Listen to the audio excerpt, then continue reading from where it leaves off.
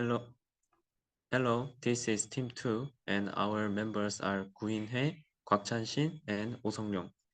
Today, we will conducting our final presentation on the efficient distributed multi-agent reinforced learning based on the Darlin paper. We have prepared 6 contents. In the introduction, we will provide an overview of overall project. Additionally, we will discuss any progress that has been made compared to our previous presentation. Following that, we will elaborate on the key aspect of the project in contribution, evaluation, and result. Finally, there will be a section for discussion and conclusion. This is the introduction. Our project builds on the previous work known as Darlin. This paper aims to reduce the training cost associated with training multi-agents using reinforced learning. To achieve this goal, the paper process reducing cost by exchanging information for training only within the scope of one hop neighbors rather than entire network.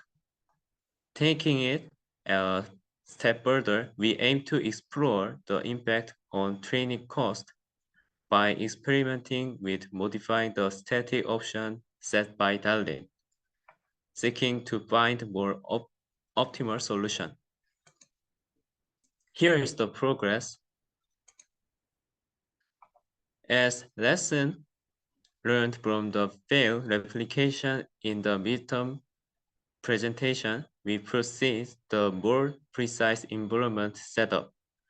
We conducted experiment using the C5 and large instance on Amazon Web Service. However, Amazon Web Service did not allow us to use fixed public IP address for instances due to shortage in their resources. So every time we run experiment, we need to manage our elastic IPs for instance. As the result, we had difficulty in running experiment on more than 16 instances. Except that the experimental results obtained were within the margin of error when compared to results presented in the paper. Now we plan to conduct new experiment and comparison in this new environment. In this project, we conducted and analyzed 3 main experiments. Firstly, we attempt to check how the training cost varies for different ranges, such as half hop and one hop and 2 hop. Secondly, we investigated the chances in training cost and reward when replacing the fully connected layer used in machine mechanism with different artificial neural network or when applying dropout. Lastly, we examined the changes in reward when the agent attempting to change the policy is influenced not equally by agent within one hop, but according to weighted based on the distance. We will provide more detailed explanations later on. Now, let me introduce what we did for improvement in more detail.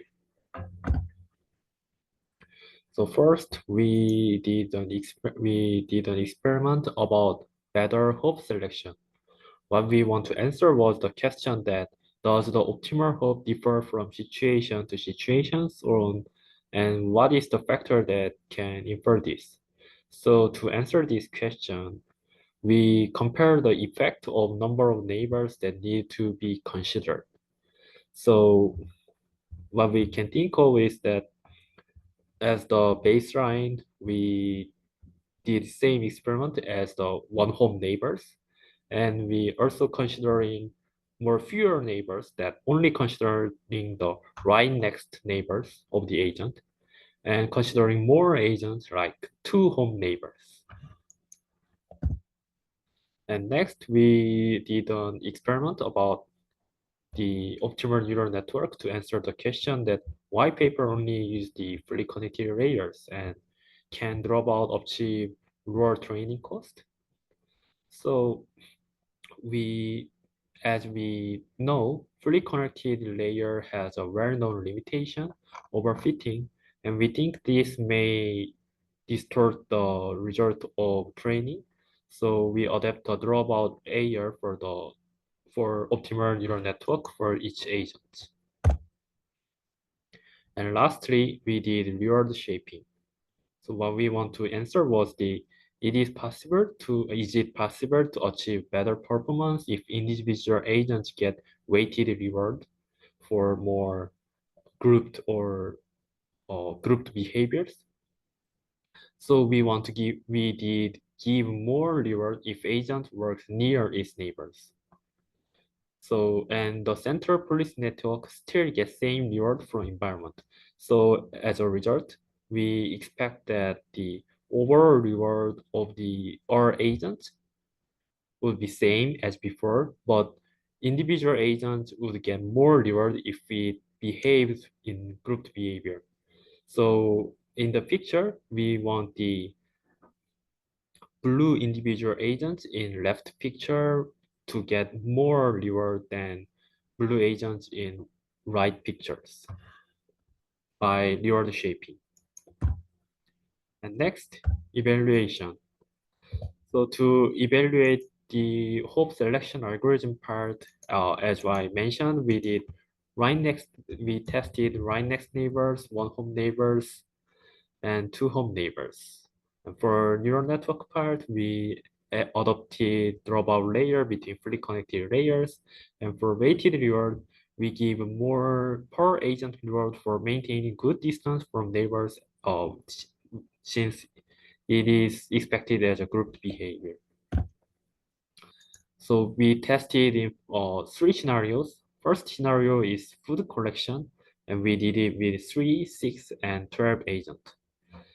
The first food collection scenario is about task where agents need to find the food, which is the green thing, and agents uh, indicated as blue one. And we want each agent to allocate it to one food.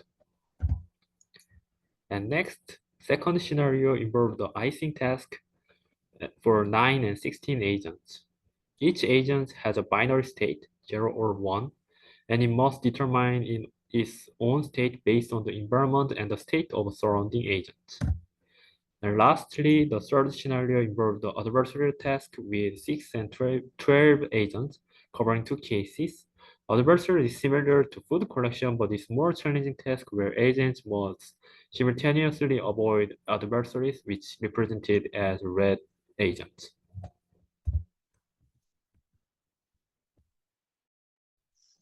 Okay, so now we will talk about the results.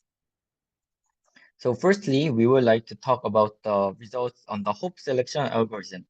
As we told before, there are three algorithms. The first one is the right next algorithm. Next one is the baseline one hope algorithm. And the final one is the two hope algorithm. So firstly, if we consider only very close right next agents, the interaction between agents disappears, which leads to a improper functioning, as we can see from the low convergence reward.